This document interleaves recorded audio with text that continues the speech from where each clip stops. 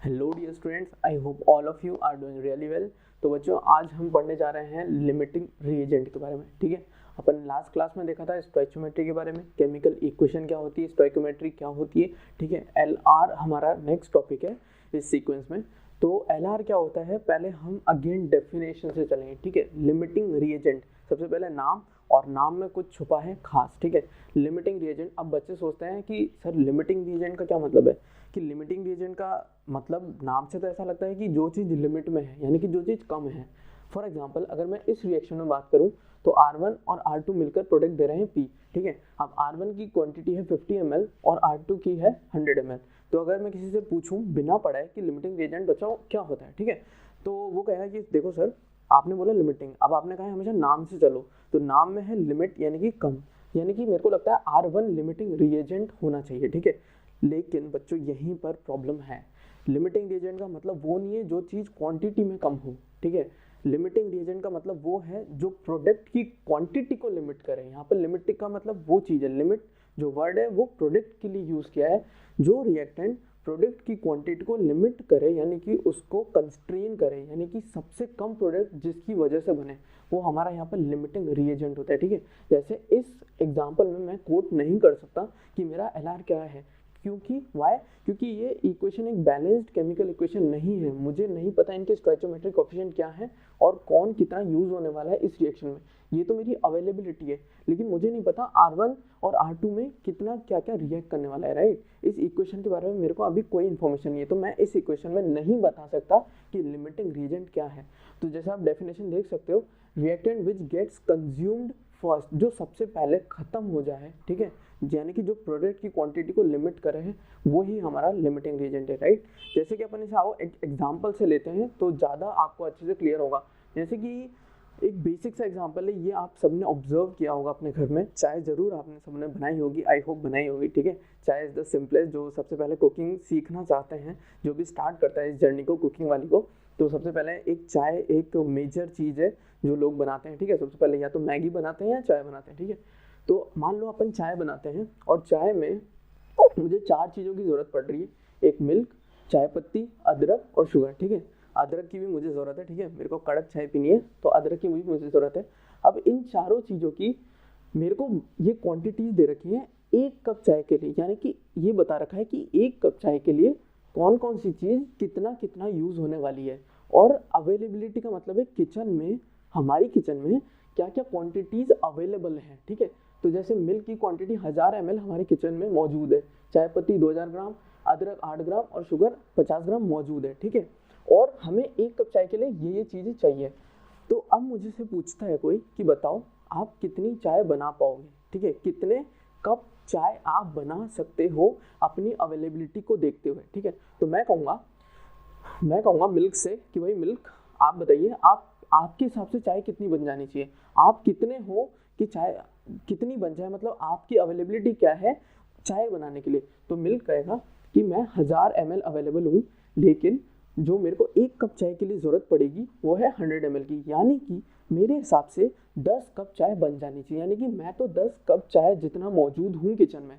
ठीक है, इस तरह से चाय पत्ती की कि मैं 100 कप चाय जितनी मौजूद हूँ। वाई, क्योंकि मेरे को 2000 ग्राम अवेलेबिलिटी है और 20 ग्राम चाहिए एक कप के लिए, यानी 100 कप। Basic math, simple. ठीक है, फर्स्ट क्लास की मैथ्स। ठीक है, डिवाइड करना है आपको, तो 8/4। इस तरह से अदरक कहेगा मैं 2 कप चाय बना सकता हूँ, लेकिन कहेगी कि वेट, शुगर कहेगी वेट। ठीक है, सबसे कहेगी वेट, वाई, आप 10 कप बना सकते हो, आप 100 कप, आप 2 कप चाय जितने लायक हो, लेकिन हम, यानी कि शुगर कह रही है कि हम 1 कप चाय ही बना सकते हैं। वाई, क्योंकि हम टोटल 50 ग्राम अवेलेबल हैं और 1 कप चाय के लिए 50 ग्राम शुगर चाहिए, यानी कि शुगर के हिसाब से सिर्फ 1 कप चाय ही बन पाएगी।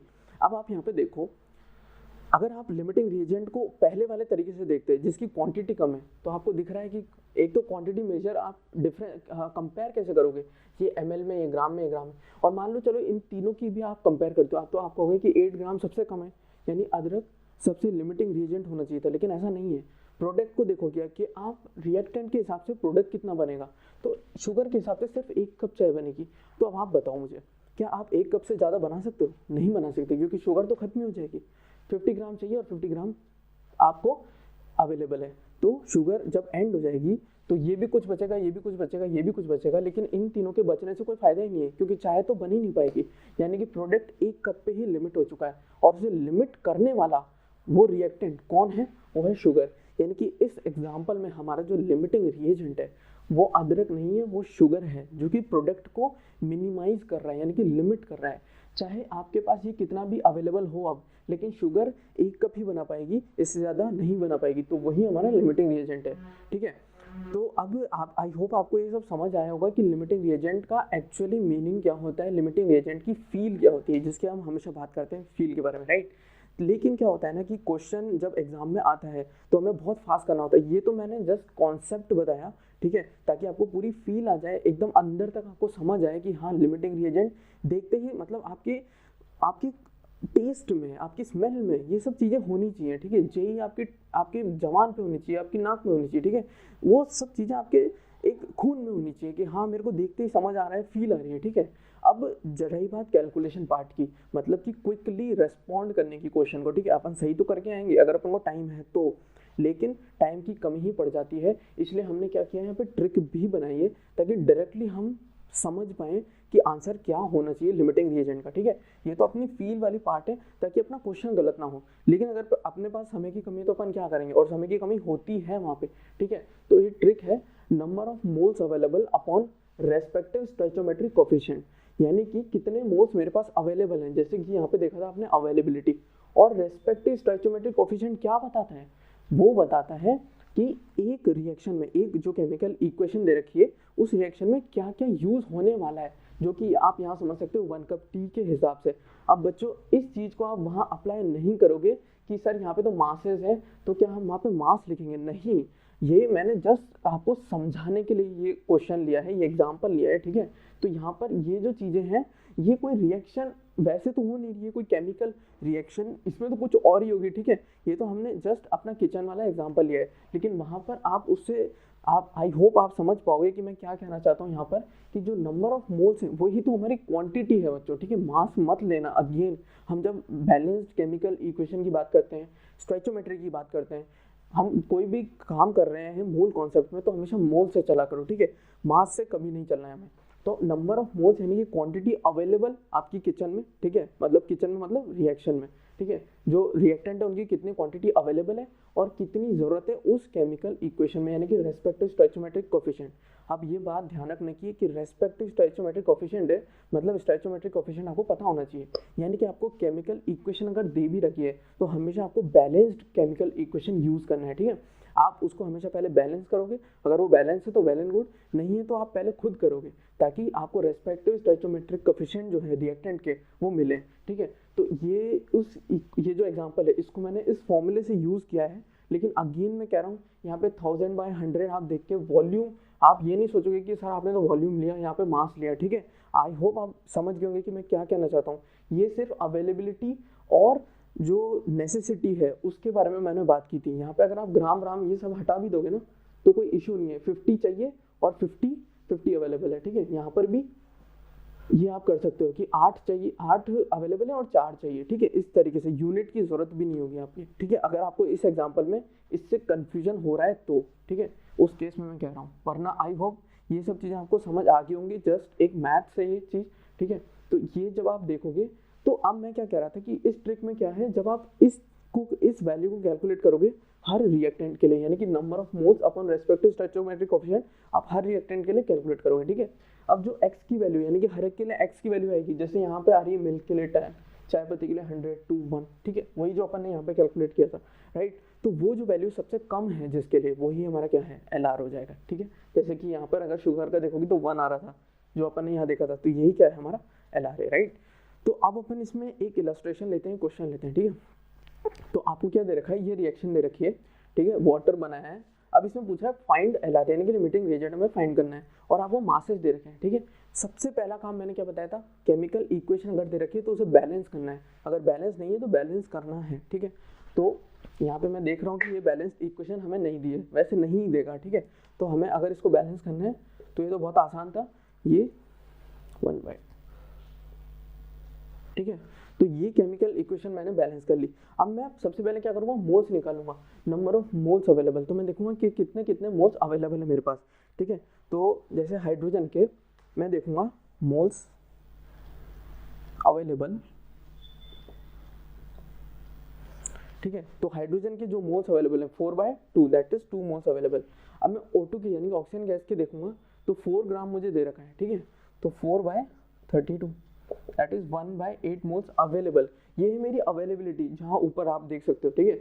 अब मैं रेस्पेक्टिव स्टोइचोमेट्रिक कोएफिशिएंट मुझे पता ही है, इसका क्या है रेस्पेक्टिव स्टोइचोमेट्रिक कोएफिशिएंट 1 और इसका है हाफ, ठीक है। तो अब मैं वो x की वैल्यू कैलकुलेट करूंगा इन दोनों के लिए। तो अगर मैं x की वैल्यू कैलकुलेट करता हूँ तो ये हो जाएगी 2/1 और ये हो जाएगी 1/8 divide by respective stoichiometric coefficient that is 1/2 that is 1/4, ठीक है। तो अब इनमें से जो x की वैल्यू कम है जिसकी, वही हमारा क्या है LR है। अब दिख रहे हैं यहाँ पे, तो क्या है यहाँ पर LR हमारा ऑक्सीजन है, क्योंकि इसकी 1/4 आ रही है, राइट।